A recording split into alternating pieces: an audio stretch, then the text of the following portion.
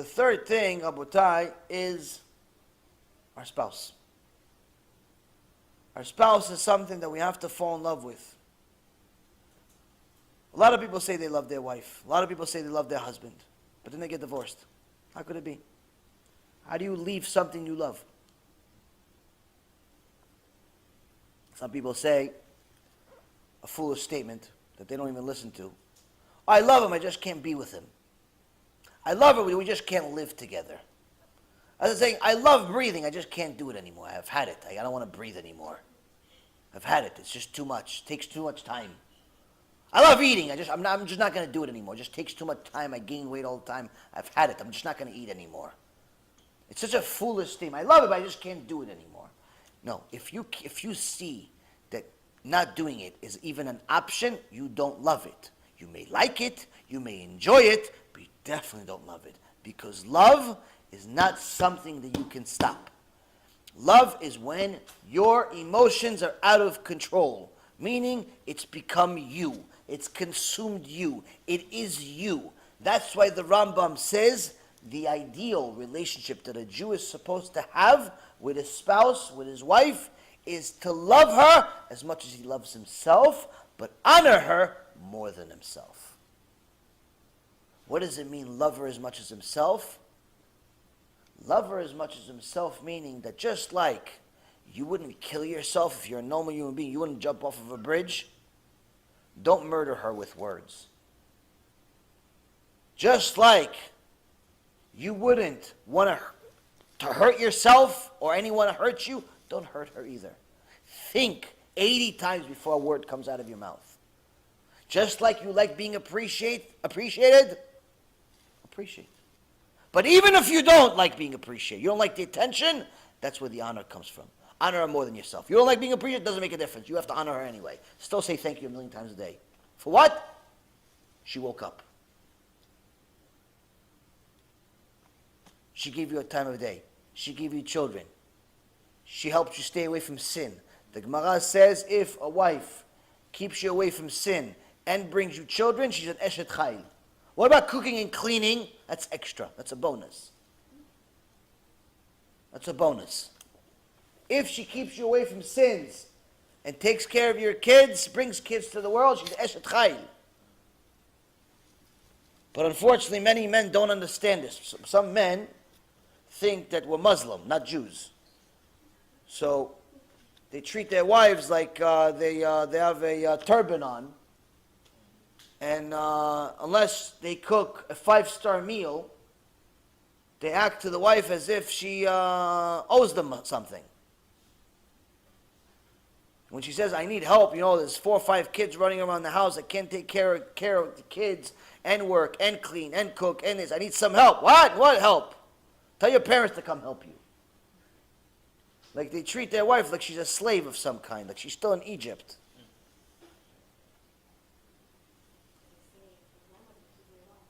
Yeah. Oh, that's the best one. The people say, oh, my grandmother used to do it all. Yeah. She had 10 kids and she cleaned and this and that. Yeah, the grandmother also lived in one room. She didn't have a house with 18 rooms. That's all the previous generation lived in one room. Everyone lived in one room. That's what was available. One room. If you had one room, you're already good. 10 kids, 12 kids, 50, doesn't make a difference. One room, that's what you can afford. To expect the wife to clean those 15 rooms you have in the house and work and clean and give a pizza. Back then, what do you do to help the kids? Hey, kids, wake up. Here's some piece of bread to eat. Go learn Torah. After you finish, you come, you help in the house. That was the day. Today, the kid, you have to appease them every 30 seconds. You have to give them a present. You have to pay attention. You have to put a show on. You have to take him to a class. You have to take them to a course. You have to help them do this. You have to have them on your head, on your toes, on your knee. You have to play with them. Yeah. It's not the same thing. You cannot compare this generation to the previous generation. You cannot compare the two. You can't say, oh, no, my grandmother had 10 kids. You should have 10 kids. What 10 kids? Can you handle 10? You can't handle me. You want to handle me and 10 kids? So that's the thing. Rabotai, men have to understand that being a woman, there's a special blessing. We say to Hashem, thank you for not making me a woman. What do you think, Hashem is a chauvinist? He's trying to tell you men something. It's very difficult to be a woman. Very difficult to be a woman. Very difficult. Number one, the hormonal roller coaster that an average woman goes through on a typical day, to a man, you wouldn't survive it. A man would not survive the body of a woman for a single day. All these idiots that want to pretend they're women just by putting some clothes on them. By the way, you know what happens? There's a abnormal amount of suicide. An abnormal amount of suicide for people that start injecting estrogen and other women hormones into their bodies. What do you think? It's because no one liked them? Like people, like the media likes to say, oh, no one liked them. They were really putting a lot of pressure on them because they came out of the closet. No. God's telling you, I created you as a man because you cannot handle being a woman. As soon as you tried forcing it, you died. Why? You can't handle the hormonal roller coaster that a woman handles. As soon as a woman grows up, has a time of the month, gets married, have a kid, whatever she got used to for the first 18, 20, 25 years of our life, of how our hormones are, how the time of the month is, how everything was, just goes upside down. Why? Everything that she knows for the first 25 years is now completely irrelevant. She has now officially become a different person. What do you mean? I'm used to the time of the month coming on this day, on this month, and it hurts this way, and it hurts that way, and it blows this way, and blows that. Yes, good. That was the first chapter. Now you had a kid. Everything that happened before you had your first child was a different person. You now have something else. Yeah, but I don't know anything about this. Good luck. There's no book to teach you this? No.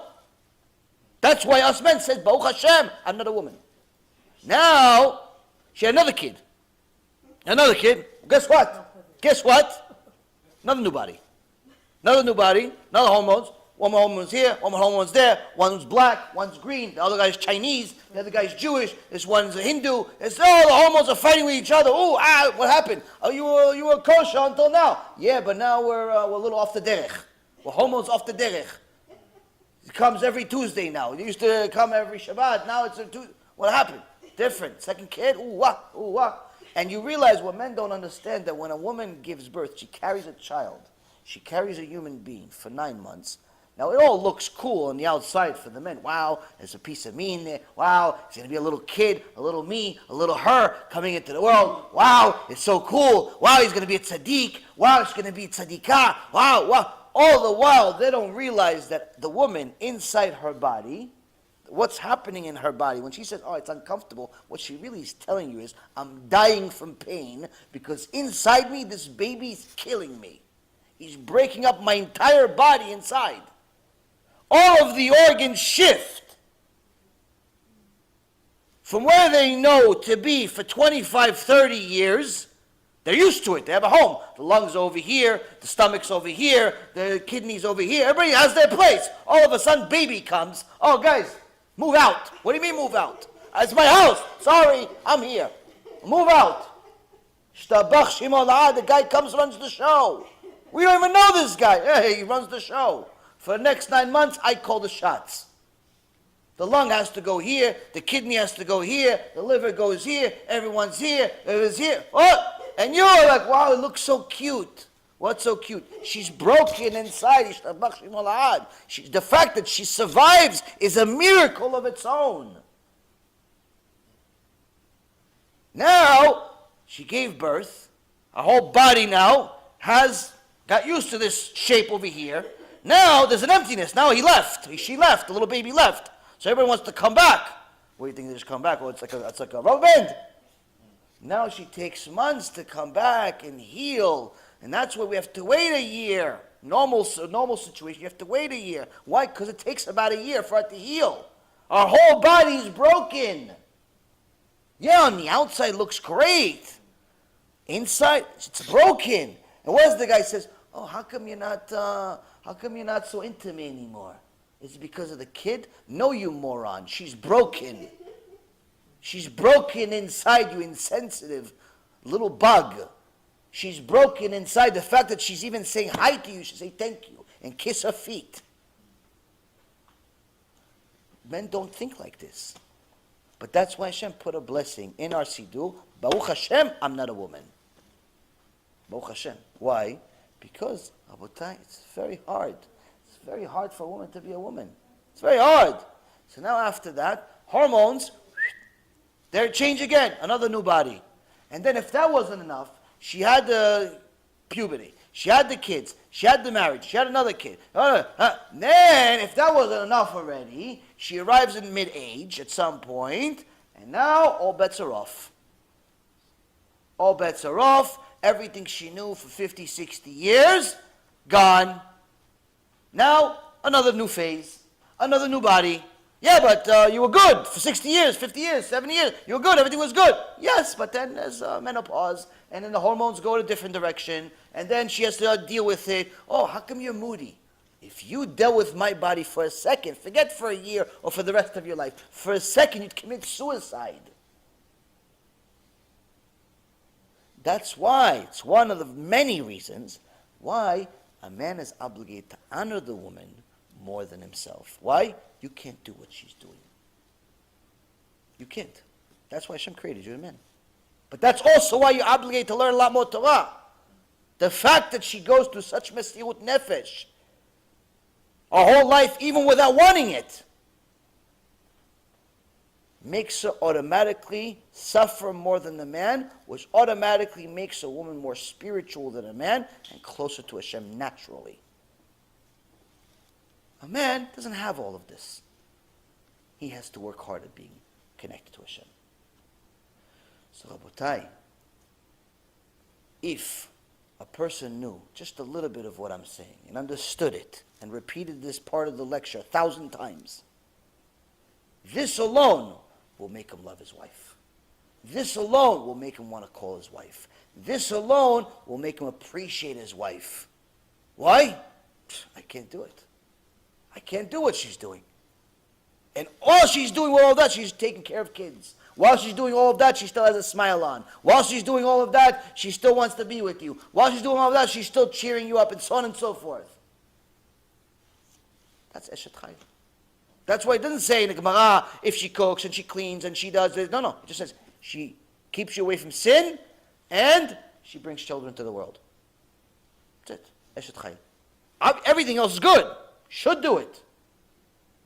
But Eshet Chayil already is the first two. Why? Because you're dealing with so much already.